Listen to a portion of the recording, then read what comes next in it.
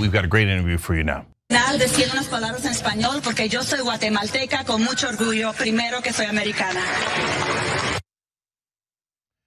All right, Congresswoman Delia Ramirez joins us now. She's from Illinois, she's just Democrat. Congresswoman, welcome to the show. Thanks for having me. No problem. So we've got a lot of things to talk about, including the Democrats' action plan if they have one. But MAGA is apparently calling for you to be deported over the comments that we just showed. And we want to give you a chance to respond. I think MAGA is trying to do whatever they can to try to distract us from the reality. We're just weeks from a government shutdown, Epstein files, and a subpoena that was approved in Oversight Committee. And the reality, let's just be honest, Cenk, they hate diversity. They hate that I stand up for immigrants, and I'm unapologetic about it. But to say that I'm a proud Guatemalan American and that's committing treason, it's hypocrisy. And it's an attack, hoping that I'll stay quiet. It actually just amplifies me more. Yeah, so I'm curious. Right now, obviously, Donald Trump is putting military in the streets, kidnapping people off the streets with masked men with no badges, etc. And we've been completely against that at the Young Turks. So it gets a little bit more interesting when you get to the issues of border security. So it appears that they have quote unquote closed the border, whatever that means, as opposed to Biden administration where the border was seemingly more open. Do you think that assessment is wrong, or do you agree with that assessment and think maybe Democrats did do some things wrong? Look, I'm a Democrat, and for those that know me know that I'm also not afraid in criticizing when Democrats get things wrong. I think that for a very long time, we as Democrats have done a terrible job talking about immigration and separating the conversation about immigration, what's happening here, the root causes of migration, and what happens at the border. But Cenk, I was at the border a couple months ago. I would tell you that I saw a 12-year-old boy who's handcuffed for attempting to come to this country seeking refuge, handcuffed, a 12-year-old. I also heard the officers talk about how, yeah, people are not really coming through the border anymore, but some people that are attempting to come through this wall that they just built are dying as they're jumping through. So yes, Republicans have shut down the border. They're making it more dangerous for people, but it doesn't change the circumstances, Cenk, that force people to leave their country. It just means more people are dying. So just one more thing on that. I'm for legal immigration. Obviously, I would prefer that people do it the legal way, right?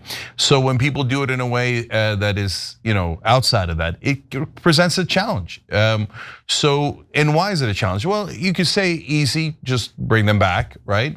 But sometimes they have asylum cases, and you got to hear that. And so that's why I would say, hey, more judges, etc. But what do you do with that 12-year-old? So if that 12-year-old came by himself or with a family, we can't just say, okay, welcome to the country. We also don't want to be cruel to the 12-year-old or the family. So what do we do instead? Well, I think, Cenk, I'm for legal immigration too. I think that everyone that's crossing borders having to spend $10,000 nearly dying at the Darien Gap would tell you, if there was an opportunity to file for status to come to this country legally, they would desperately do that, sell anything if they had anything to be able to do that. And they'd prefer to give it to the United States than they would to give it to a coyote or someone who falsely promises them an opportunity in this country. The point though is that we haven't really established real legal pathways for poor people. We've done it, and Donald Trump talks about this golden pass, right? This golden card for anyone that can pay $5 million. Well, the people crossing that border weren't the people that had 5 million. I think when we think about this country, we're a country that says through our Statue of Liberty, give me, you're hungry, you're weary, you're tired. If that 12-year-old boy came by himself, the very first thing we should be asking ourselves is, let's do a wellness check on this child. Is he okay? Does he need medicine? Does he need a doctor? Why did he come by himself? Where is his family? And then figure out, as we do with any other child, what does child welfare look like while we assess if this child is able to be returned or reconnected with family, or if this child is someone that is seeking asylum and needs to find an adoptive family or a foster or a sponsor here in this country. But Cenk, this other thing that I talk about often is we haven't done anything about immigration reform in this country since 1986. The Latinos that I hear from that said, well, I voted for Trump because I voted for Trump because Ronald Reagan, a Republican, gave me status. That's in people's mind. We haven't done anything in almost 40 years, Democrats or Republicans. So it's just a compounded, broken system that has brought us to this moment. Yep. All right, so let's talk about what actions Democrats can take in the area of Trump. And here I'm not just talking about immigration, I'm talking about broadly. So, Donald Trump is doing a lot of things that are very aggressive that we don't agree with, et cetera. So what do you think is the best way to fight back for the Democratic Party? I think the very first, Cenk, we got to stop seeing ourselves as a minority party and as an opposition party. And I've said this since November of last year. In so many countries where there is a fascist government, what other parties see themselves as the opposition party. The party that is going to do everything they can and use every tool possible to obstruct that authoritarian government from getting away with robbing democracy in that country. And so I think for Democrats, we have to ask ourselves and look at ourselves in the mirror, frankly and honestly, and ask ourselves, are you using every single authority you have to block bills when needed, to force negotiations, to visit, for example, an immigration? Go check on detention centers. Just because no one told you to send an email doesn't mean you don't have congressional oversight. Show up, go to immigration court like I did yesterday. Make sure that we're not just giving these suspension bills, Jen. Every Monday or Tuesday, when we come back, we go back literally next week on Tuesday, there are bills that require 2/3 of members to vote on. Why the hell are we voting on those without saying, we'll vote on those bills when we talk about appropriation? The point that I'm making is, Jen, that we need to show the American people that we're doing everything in our power to fight back. And just saying, well, we're the minority party, we're gonna wait till November of 26, it's not enough. People are terrorized right now, and they're worried that they might not even have a free and fair election come November 26. Do you think Democratic leadership is doing enough?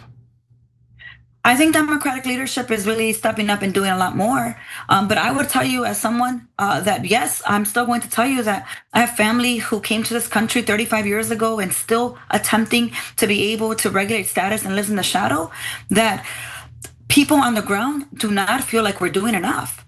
There is much more to do. I told those suspension bills, I think we should be doing all sorts of shadow hearings. Now we're calling them congressional oversight forums.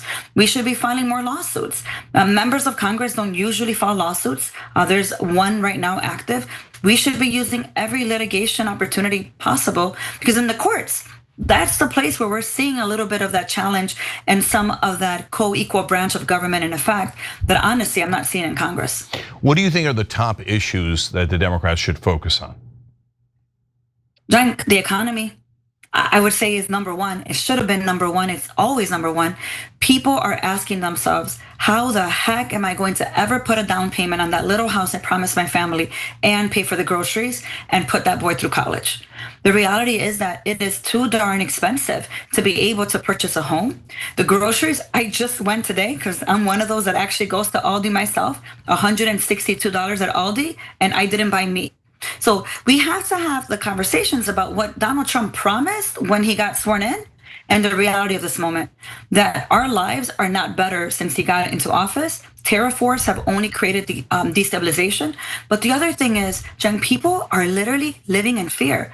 I have United States citizens who call my office and ask, how can they get a second passport if they lose the passport they have? Because they now walk around with a passport out of fear that some person with a mask will say their eyes and detain them and deport them without due process. So how do we protect the democracy? How do we protect people on the ground? And how do we address the issues of economy? Yeah, we're talking to US Congresswoman Delia Ramirez from Illinois. And so far we've, and you're very right about that. We covered a story here about several different women in different states who've been raped by masked men pretending to be ICE agents. And you can't tell them apart from ICE agents because ICE agents are also masked and also don't show badges. So it's scary stuff. Now, we've talked about defense so far against Trump's abuses. How about offense? Is there anything that the Democratic Party should be pushing now in terms of policy to say, this is what we stand for? I think, Cenk, that's a really good point, because every town hall I go to, people say, I think I kind of know what you're fighting against. Tell me what you're going to fight for. And it can't just be that you're fighting for us to win the election come November 26th. that doesn't pay the bills. So I think that this is a moment for us to really have a deep conversation about money in politics, for example, Cenk. The reality is that the healthcare is too darn expensive and not accessible because insurance companies and pharma has way too much influence in the capital. The reality is that we're not actually addressing the issues of housing because developers and realtors have too much influence when it comes to DC. When we're talking about shared humanity and peace, let's be honest.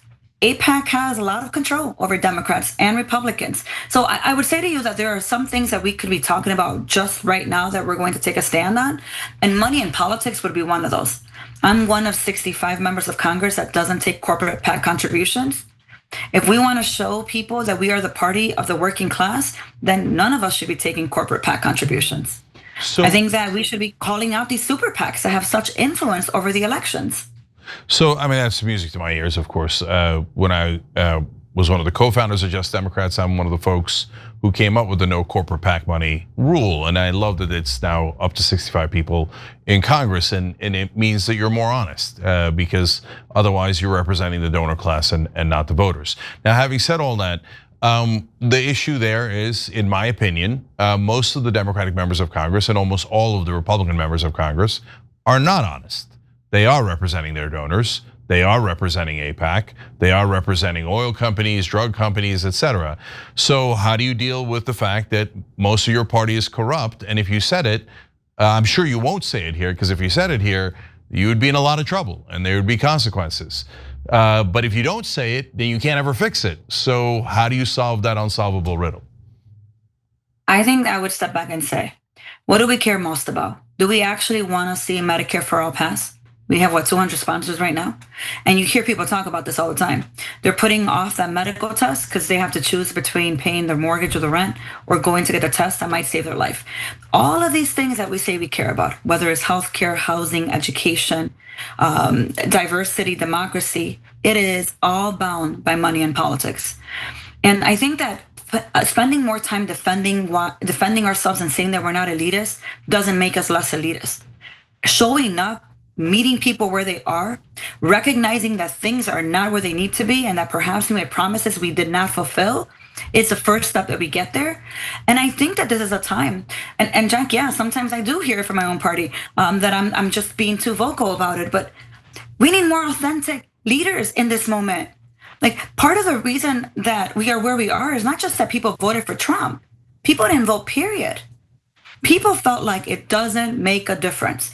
While some of us were screaming, how could you possibly think it doesn't make a difference? They're not the same candidates, right? But this is a moment where we have to ask ourselves, what do we stand for? How are we so different from the others? And how do we take on corruption, even when it means we have to take it on from the inside? Well, so okay, one more tactical or strategic question there then, because you and I have, it seems, the same goals, right? Get money out of politics, pass these policies Democrats have that actually serves the average person. I'm, as cynical as you sound a little bit here in terms of your experience in Congress. Multiply it by 200 for me. So I don't think your Democratic colleagues are honest at all. I think that the 200 co-sponsors for Medicare for All are illusory. I think that, and I know that because Tim Ryan, for example, was a co-sponsor of Medicare for All. When he was running for president, I asked him, "Are you for Medicare for All?" He said, "No." I said, "Why are you a co-sponsor?" And it's just politics. They're going to do what their donors want them to do, right? So that's all in prelude to asking you, okay, how do you deal with that? How do you deal with, so for example, Marjorie Taylor Greene, Tom Massey, and others on the Republican side, for all of their foibles and all of their things that I massively disagree with, at least have the courage to say, yeah, no, I think our leadership is wrong. I think we need to have this fight within the Republican Party. And I think we need to clarify what the Republican Party is about. On the Democratic side, if you do that, they'll take your head off. But they won't do it. They'll have the corrupt mainstream media attack you and try to find scandals in your life and do a pile-on, right? And so they work in nefarious ways, and you're not really allowed to criticize them. So my question to you is, shouldn't there be a more forceful fight within the Democratic Party and say, no, Hakeem Jeffries, Chuck Schumer do not represent us. These guys are working for all their donors, including AIPAC, And I don't agree with them, and I think that they're doing great damage to the Democratic Party. What happens if somebody says that? Because apparently you can't say that because even the best Congress people don't say it, even though it's, to me, is super obvious, and to our viewers it's super obvious. Cenk, I think I come from organizing, and I actually think that we should have more organizers in Congress because you have to understand how to organize people and organize resources. And while you may not hear me directly say that in every speech or every moment that I'm at a door, I am doing work and pushing back into our leadership and saying we need to do better. We need to call out AIPAC. Leader Jeffries knows that I have said this to him on a number of occasions. So has a number of leaders from the Congressional Progressive Caucus, that we can't pick and choose which members we're protecting because some are more moderate than the others. But the reality is that, yeah, there is a lot of corruption in Congress, absolutely.